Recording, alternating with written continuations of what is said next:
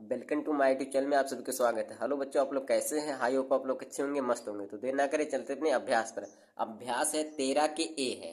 तो पहला है बच्चों, इसमें पहला प्रश्न है, निम्नलिखित चित्र को काटिए, प्रत्येक को दो भागों में इस प्रकार मोड़िए कि दोनों भाग सर्वांगसम हो जाए। तो पहला आकृति दिया है बच्चों। पहले आकृति मतलब है, पहले आकृति में बना के रखे हैं। देखो यही आकृति है। अब इस आकृति को हम ऐसे फोल्ड कर देंगे तो क्या नीचे वाला तह दिखाएगा? नहीं दिखेगा। जब नहीं दिखेगा तो इसी को क्या कहते हैं? सर्वांगसम कहते हैं। इसी को क्या कहते हैं? सर्वांगसम कहते हैं। अब दूसरा वाला आकृति दिया है, ये दूसरा वाला आकृति है बच्चों। अब दूसरा वाला आकृति देखो बनाए हैं। अब इसी को क्या हम फोल्ड कर देंगे, इसको मोड़ देंगे तो क्या इसी को क्या कहते हैं? सर्वांगसम कहते हैं। इसी को सर्वांगसम कहते हैं। ये भी सर्वांगसम है। अब देख आ गया तीसरा है। तीसरा में क्या दिया है? यही दिया है, ये त्रिभुज दिया है। अब इस त्रिभुज को हम फोल्ड करेंगे। जैसे मान लीजिए हम यही बनाए हैं, ये त्रिभुज बनाए हैं। अब इसको हम फोल्ड कर देंगे, क्या नीचे वाला आकृति दिखेगा? ये भी नहीं दिखेगा। जब नहीं दिखेगा तो क्या है? सर्वांगसम है। ये भी सर्वांगसम है। अब आगे पर संख्या देखो, चौथा वाला आ गया। चौथा दिया है। अब यही देखो बनाए हैं, यही आकृति बनाए हैं। अब इस आकृति को हम फोल्ड कर देंगे तो ये भी नहीं, नीचे नहीं दिखेगा। जब ये नहीं दिखेगा नीचे वाला पोर्शन, तो इसी को क्या कहते हैं? सर्वांगसम कहते हैं। तो ये भी सर्वांगसम है। तो पर संख्या अब आ गया दूसरा। दूसरे में पूछे, नीचे बने चित्र को यदि बिंदुदार रेखाओं पर दो भागों में मोड़ा जाए तो प्रत्येक के दोनों भाग सर्वांगसम है या नहीं।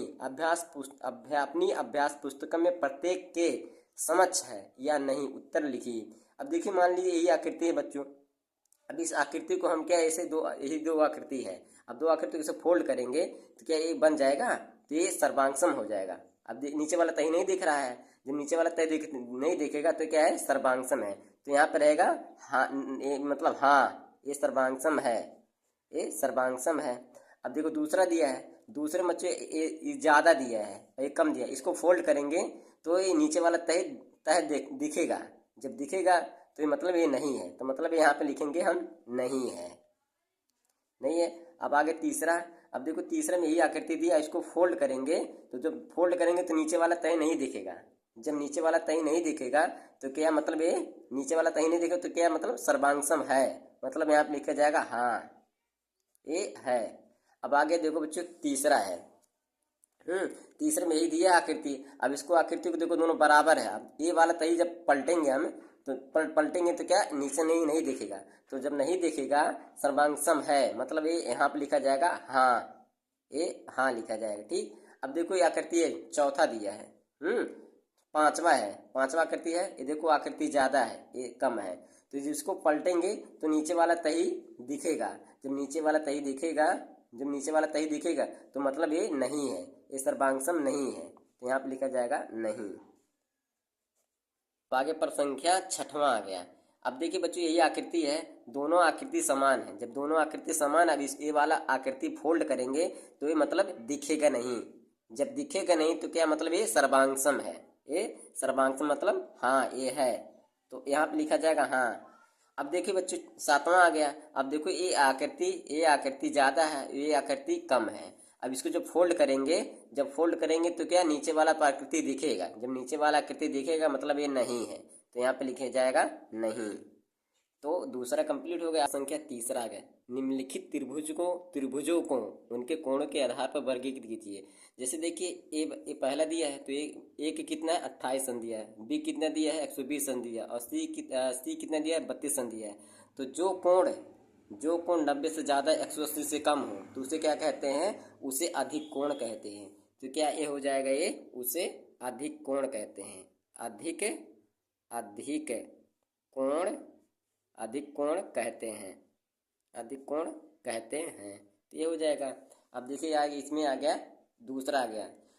ये क्या है? पी कितना 80 अंश दिया है और क्यू कितना दिया है? 70 अंश दिया है। और आर कितना दिया? 30 अंश दिया है।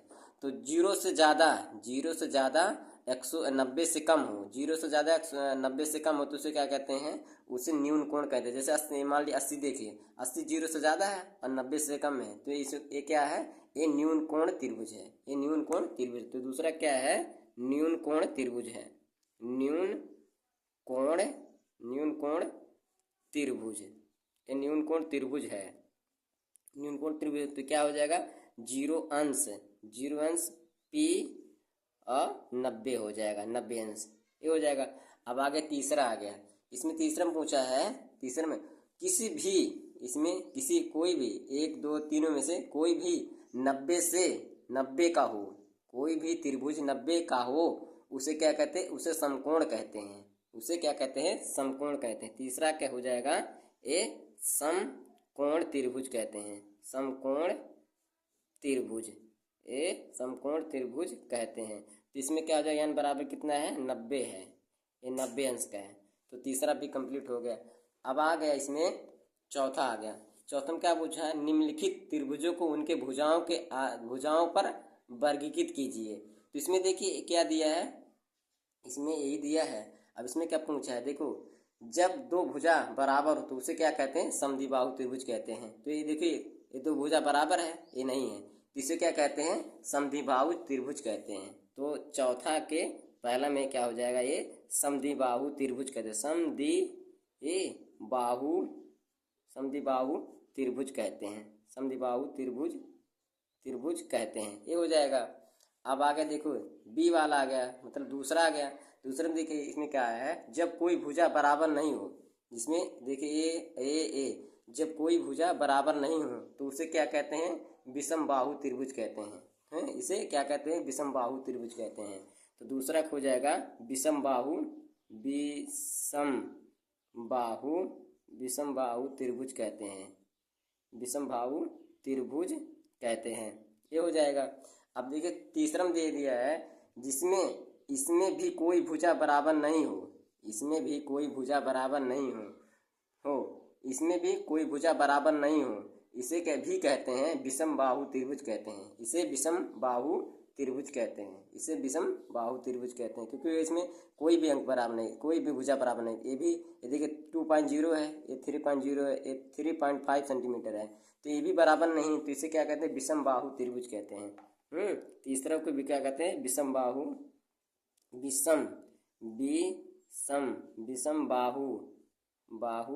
त्रिभुज कहते हैं। त्रिभुज कहते हैं। ये हो जाएगा। अब चौथम क्या दिया है? चौथम दिया देखिए, इसमें ए बराबर है, सभी बराबर हैं, इसमें सभी भुजाएं बराबर हैं, उसे कहते हैं समबाहु त्रिभुज कहते हैं। इसमें सभी बराबर हैं, देखो 3.0 3.0 और 3.0, ये बराबर है, इसमें सभी भुजाएं बराबर है, तो इसे कहते हैं समबाहु त्रिभुज कहते हैं। तो चौथा क्या कहते हैं? समबाहु त्रिभुज कहते हैं। समबाहु त्रिभुज कहते हैं। तो ये हो गया। अब पांचवा में क्या दिया है? नीचे दो रेखाखंड दिए गए हैं, दोनों रेखाखंड सर्वांगसम है। यदि ए बी बराबर 4.5 सेंटीमीटर तो सी डी की लंबाई कितनी हो जाएगी? अब देखिए यहाँ से यहाँ तक कितना है? 4.5 सेंटीमीटर। जब ए बी बराबर 4.5 सेंटीमीटर है तो ए भी ये हो जाएगा, क्या हो जाएगा? 4.5 सेंटीमीटर। यहाँ भी हो जाएगा 4.5 सेंटीमीटर हो जाएगा। तो इसमें लिखा जाएगा क्या? सी डी, एच पांचवा है, यहाँ पे लिखा जाएगा सी डी बराबर क्या हो जाएगा? ए बी बराबर क्या हो जाएगा? 4.5 सेंटीमीटर। यही इसका आंसर हो जाएगा, इसका आंसर हो जाएगा। अब छठवां में क्या पूछा है? देखिए छठवां में चित्र में ए बी सी डी एक रेखा पर स्थित बिंदु है, रेखाखंड सी ए, रेखाखंड बी डी, तो रेखाखंड सी बी और ए डी बराबर है या नहीं?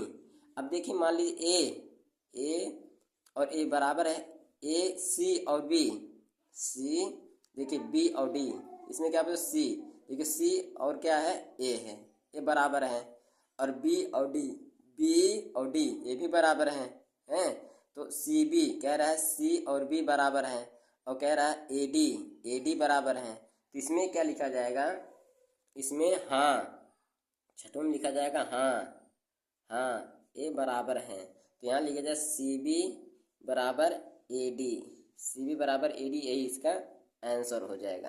तो नीचे बने चित्र में ए ओ बी त्रिभुज सी ओ डी, तो क्या त्रिभुज ए ओ सी बराबर त्रिभुज बी ओ डी है। इसमें देखिए, अब मान लीजिए देखिए यही है, ए है, ओ है, बी है, एक त्रिभुज ए हो जाएगा। अब पूछा देखो सी ओ डी, तो एक त्रिभुज ए होगा, तो ये दोनों बराबर है, ए और ए दोनों बराबर है, तो ए भी दोनों बराबर हो जाएंगे। कैसे होंगे देखिए बताएंगे। देखिए ए ओ सी, एक त्रिभुज ए हो जाएंगे यहाँ से यहाँ तक ना। और पूछा बी ओ डी, एक त्रिभुज, जब ए दोनों ए यहाँ से यहाँ तक बराबर है तो ए भी बराबर हो जाएंगे ना। तो इसमें लिखा जाएगा, इसमें लिखा जाएगा हाँ, सातवां के क्या लिखा जाएगा, हाँ, ये फिर लिखा जाएगा हाँ। तो क्या हो जाएगा, यहाँ लिखा त्रिभुज ए ओ सी बराबर हो जाएंगे त्रिभुज बी ओ डी, यही इसका आंसर हो जाएगा। अगर वीडियो अच्छा लगा हो तो लाइक करें, कमेंट करें, शेयर करें एंड सब्सक्राइब।